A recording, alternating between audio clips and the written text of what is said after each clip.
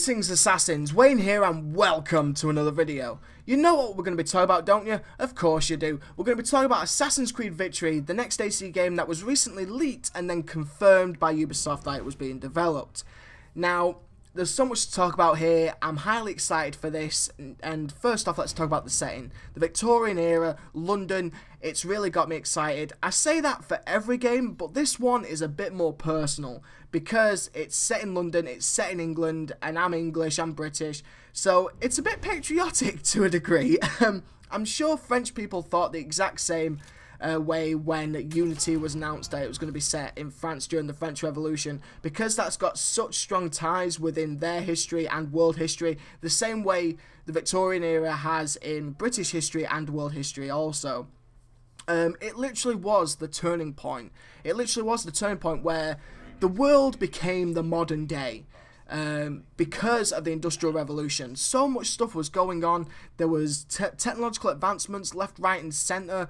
You know, people literally just couldn't keep up with how much the world was changing leaps and bounds. I mean, even just in terms of metallurgy, chemical engineering, machine manufacture, machine tools, steam power, trains, locomotion, railway lines, gas lighting as well, you know, street lights, even down to something as simple as a cement road for horse and carriage, and even basic locomotion.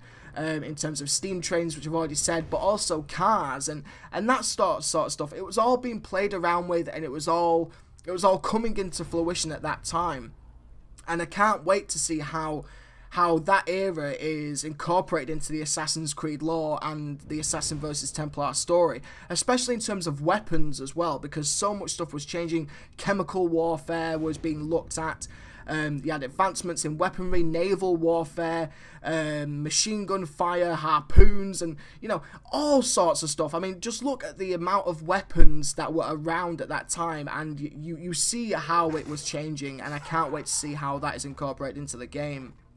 Moving on, let's talk about the title, Assassin's Creed Victory. Because many outlets have been saying, like, Victory is a code name, and it kind of represents and stands for the Victorian era. I disagree, and I'm sure those who are familiar with British history, they know the importance of the word victory, mainly in its relation to World War II and Winston Churchill, because he is famously known for saying V for victory, and I think that will play a strong role within the game, mainly because V for victory for one, and interestingly, Winston Churchill was born in 1873, 1874, I think. So by the end of the Victorian era, in 1901, Winston Churchill would be roughly in his mid-20s. So one would assume that Winston Churchill will appear in the game. I hope he does, because to be fair, you can't really have the game set within that era and not have something related to Winston Churchill, because he's probably one of the most important people in British and world history. He led the Allied forces, you know, into World War, like, to beat the Nazis in World War II. You know what I mean? Like, he's such an icon, and he's around at that time in the Victorian era. He's only young, but you can still have him in there, and see how that unfolds. But I do think that the name Victory wasn't chosen lightly. Whether it's the code name or the actual name of the title, it wasn't chosen lightly, mainly because of that, I think. You know, the idea of V for victory. By the end of the Victorian era in 1901, World War I is only 10 years away. It's literally knocking at the door. So I can see all that being involved in the game somehow. Whether it will is yet to be seen, but you see all these connections, you see the importance of some of this stuff and, like, the use of the word victory in the title, and you see how it relates to British history and you know, World War II, Winston Churchill, and he's around during the Victorian era and all the rest of it. You can see it all connecting. So yeah, that's what I believe. There's another idea as well, that this may be called Assassin's Creed 5 Victory, mainly because of the relation of 5 is V in Roman numerals, and you have the phrase V for victory. So you've got 5 for V, V for victory. Let me say that again. 5 for V, V for victory. It's a bit of a stretch, but one can speculate, and I do like the idea of having this as a numbered title to really step into the next gen step of Assassin's Creed, going, here's Assassin's Creed 5, here's the new step, here's Unity cleaned up, polished, and there we go.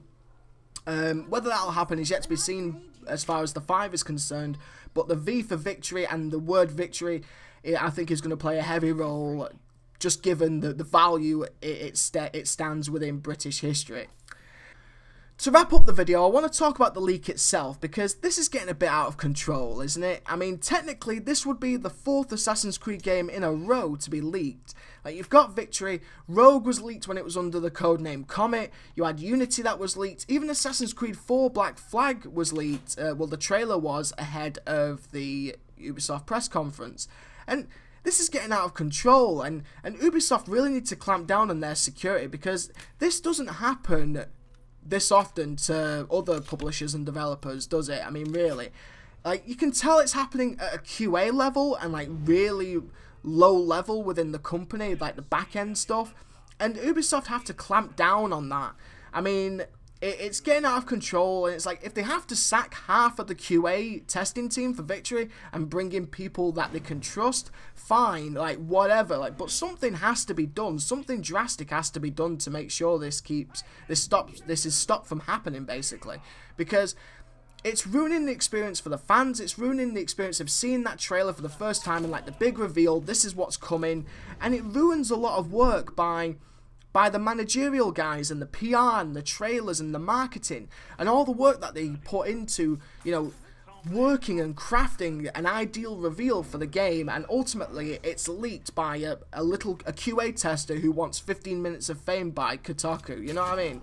And yeah, I don't like leaks, I really don't. They just ruin the experience, especially because, like, word of mouth and things spread like wildfire on the internet anyway, so it's more important to keep that stuff under wraps. However, Ubisoft did handle this one quite interestingly, really, and out of the norm, and to be fair, looking at it, I would have done the exact same thing.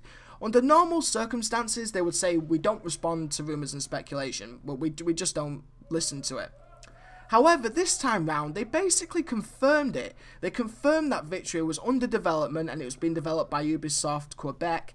They didn't say the release date window or whatever. They just said, yep, it's being made. It's being made by Ubisoft Quebec, and the content that was leaked is for internal use, and it wasn't meant for public consumption. So God knows what kind of build it was. But yeah, coming out and basically confirming the game was a good move. Basically, it gets hype back into the franchise again. The Victorian era has always been a must-one, and it gets some excitement back on the AC brand again, and it gets a lot of attention at Victory, and takes a bit of attention away from Unity whilst they work to fix it. I mean, Unity has gotten such a bad rep, quite rightly so, to be honest, given the state it was at launch. But the confirmation of this game, which it definitely takes some of the heat off Unity and gets some hype and some excitement back into the brand again with the Victorian era and with Victory. So yeah, I may not be happy with the leak overall, but the way Ubisoft handled it was perfect, and it was probably the best thing they could have done for the brand and for Unity. At the end of the day, I'm highly excited for Victory, or whatever it'll be called in the future. I'm super excited, Victorian era, and yeah, really happy. Guys, thank you so much for watching, and I hope you enjoyed it. Please let me know what you think in the comments below. Weren't you happy about the leak? Are you happy about the Victorian era setting? Does this kind of restore faith in the brand a little bit, or are you a bit trepidatious? Are you a little bit cautious going into Victory after Unity? Let me know in the comments below. I will be keeping track on this and doing coverage regularly in 2015 when the game is officially revealed with a trailer and that sort of thing. So you can count on me to cover it from there. Guys, thank you so much for watching. Take care and be safe. V for Victory. Wayne out. Peace.